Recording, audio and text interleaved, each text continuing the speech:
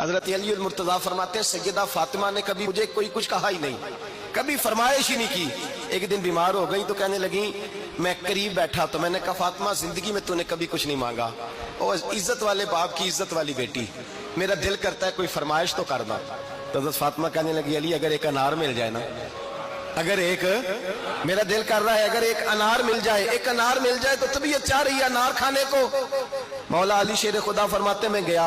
ایک انار خریدا بازار سے، 1 دینار تھا میری جیب میں، انار خرید کے جب واپس پلٹا نا تو کہتے ایک بوڑھا شخص، ہونٹوں پہ کمزوری،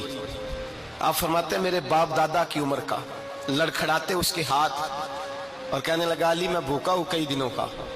حضرت علی فرماتے ہیں میرے پاس وہ 1 ہی دینار تھا جس کا انار آ گیا۔ کہتے میں نے اسی وقت وہ انار نکالا،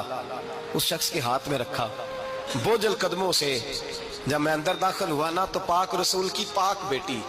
عزت والے نبی کی عزت والی بیٹی، صبر والے محبوب کی صبر والی بیٹی، کہتے ہیں جب میں نے اپنا قدم اندر رکھا دروازے کے تو فاطمہ نے میرا اترا ہوا چہرہ دیکھا تو کہنے لگی علی پیسے اللہ کے راستے میں دے آئے ہو، خیرات کر رہے ہو؟ حضرت شیر خدا رضی اللہ تعالیٰ عنہ فرماتے ہیں میں فاطمہ کی طرف دیکھا تو میں حیران ہو گیا، میں نے کہا فاطمہ تجھے؟ کہنے لگی مجھے یقین ہے آپ انار لینے گئے تھے، آپ نے خرید بھی لیا تھا، اور مجھے پتا ہے علی میرے ساتھ بے وفائی ہو ہی نہیں سکتی، یہ کسی سوالی نے مانگ لیا ہوگا، علی آ جا، مجھے انار کھانے سے وہ سکون نہیں ملا جو تو اللہ کے راستے میں دے آیا ہے تو سکون ملا ہے، کھانے سے نہیں ملا جو تیرے دینے سے ملا ہے۔ مولا علی کہتے ہیں صبر کر کے میاں بیوی بیٹھ گئے تو دروازے پہ دستک ہوئی، کہتا میں اٹھ کے دروازے پہ گیا تو حضرت سلمان فارسی دروازے پہ کھڑے تھے، انہوں نے نا 9 انار مجھے دیے، کہنے لگے نبی پاک نے بھیجے ہیں،